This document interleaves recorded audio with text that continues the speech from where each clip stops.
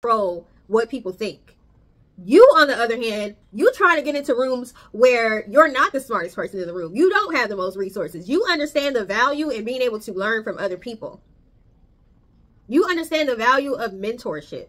You understand that you don't know it all. They talk to you like you're a know-it-all, though. You probably have heard people tell you, oh, you think you know everything. I don't think I know everything, but I know more than you. And you trying to come at me like you know what's going on, right? And you don't. You're trying to project your feelings about me or about yourself onto me. You're trying to argue with me. These are the type of people that like to try to argue with you and tell you you're wrong. You may have had to like literally sit some people down, like, let's go on Google and see who's right, because you always trying to tell me I'm wrong about something. They can't wait for you to mess up. They can't. These are the grammar police. They can't wait for you to say a word wrong. The smallest thing, they can't wait for you to mess. They're going to be right there to tell you, you messed up. Okay, I messed up. That's how you looking at it. I messed up. It happens. I said a word wrong. It happens. So you got some people right now that really are, it's 333. Okay, confirmation. You got some people right now that you really got their feathers ruffled. Let me see what else I put in here. Oh, I also was saying that's why pride comes before the fall. So you're dignified, they're prideful. They don't say dignity comes before the fall. They say pride comes before the fall.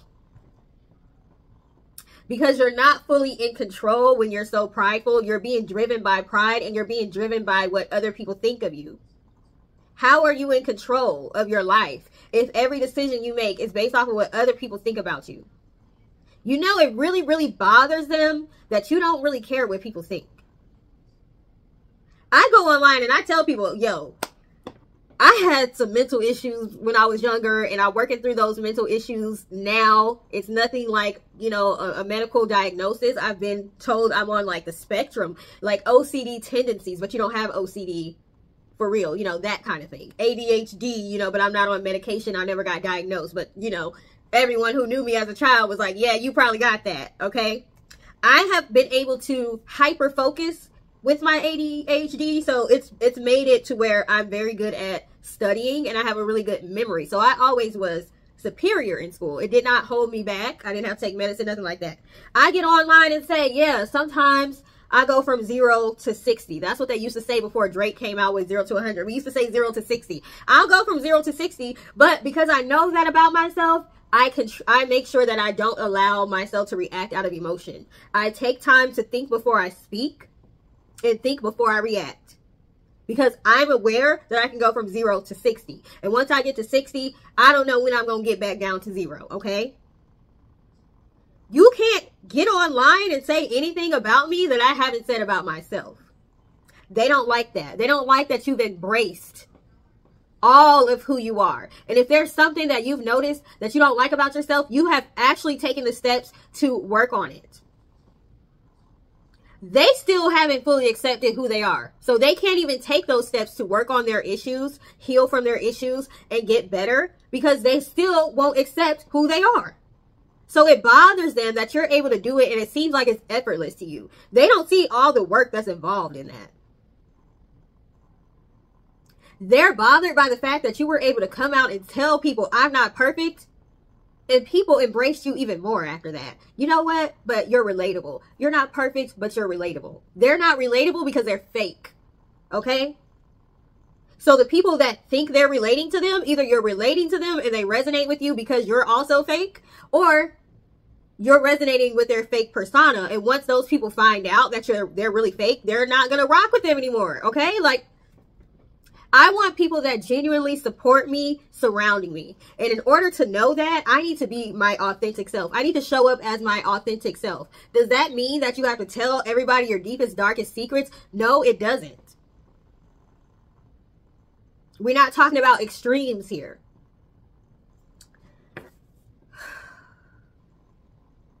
I also have pay attention to who helps you when you need help. And even when people, let's say that there's people that are willing to help you when you need help. Because I have a feeling that The people I'm talking to, it's rare that you're in a position where you really need serious help from people. So you may have been placed recently in a position to where you need people to help you, okay? More so than you ever have before. And that's because you're about to accelerate, okay? So I'm the type of person, I've been on the other end of the phone when people have hit me up like, hey, I need $1,000 now. I need $1,000 today. Okay, I'm gonna transfer it. I'm the type of person, I get a lump sum of money, I'm going on Cash App or I'm going on Zelle and I'm sending out, here's $1,000, here's $200, here's I'm not talking about $20. I'm not talking about $50. I'm talking about hundreds of dollars, $1,000. You probably are that kind of person too.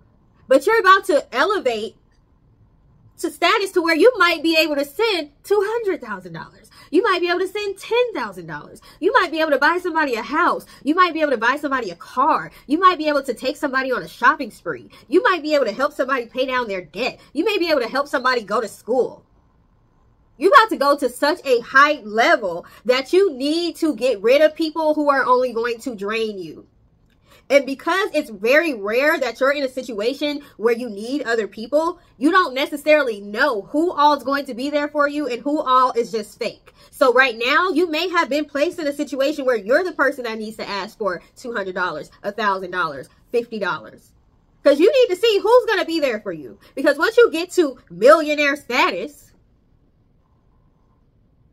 you need to know who genuinely had your back. So you know who you can spread the wealth to. A good way to block our blessings is to have people around us that are not meant to benefit from those blessings. God is not trying to bless those people through you, okay? So you want to block your own blessings. Keep having people around you that don't deserve to benefit from your blessings. So right now, you're in a space where you're figuring out who has your back and who doesn't have your back. So you know who you need to let go of so you can elevate to the next level. When people say you can't take everybody with you, it's for a couple of reasons. One, like I said, God is not trying to bless them through you. So therefore, your blessing is going to be blocked until you get rid of these people. Secondly, some people are haters. Hate can turn deadly. How many people have been hurt physically because people, even their family members? I'm thinking about that basketball star that his brother is suspected of permanently getting rid of him because, you know, we can't say certain words, and his fiance on like a boat or something like that. It was I think they might have been twins or brothers, and I cannot think of the name, but yeah, the brother was jealous of the one that went to the NBA, so he did something to him. He caused harm to him. Okay, crabs in a barrel. People are going to want to knock you down a peg. They already think you all that. They already think you the best thing since sliced bread. Okay? They don't want your ego to get inflated even more by this success that's coming to you. And you don't even have, they're the ones with the ego. But here's the thing. They don't see that. What they're doing is projecting all of their issues onto you. You can tell them till they're blue in the face, till you're blue in the face, how genuine you are. They don't want to hear it. Other people can tell them how genuine you are. They don't want to hear it. Everybody can tell them they're wrong in a situation. They don't want to hear it. They're not going to make sense when they talk. They're going to keep saying the same thing over and over again like a broken record. When you coming at them with facts, okay? You're debunking the things they're saying. It's going in one ear and out the other. It's going right over their head. Forget one ear out the other. It's going right over their head. They're committed to this character that they have created of you. They're committed to making you seem like you're the bad person. Period. There's nothing you can do. The only person that can change this person is themselves. And you just might have to leave them behind. Period.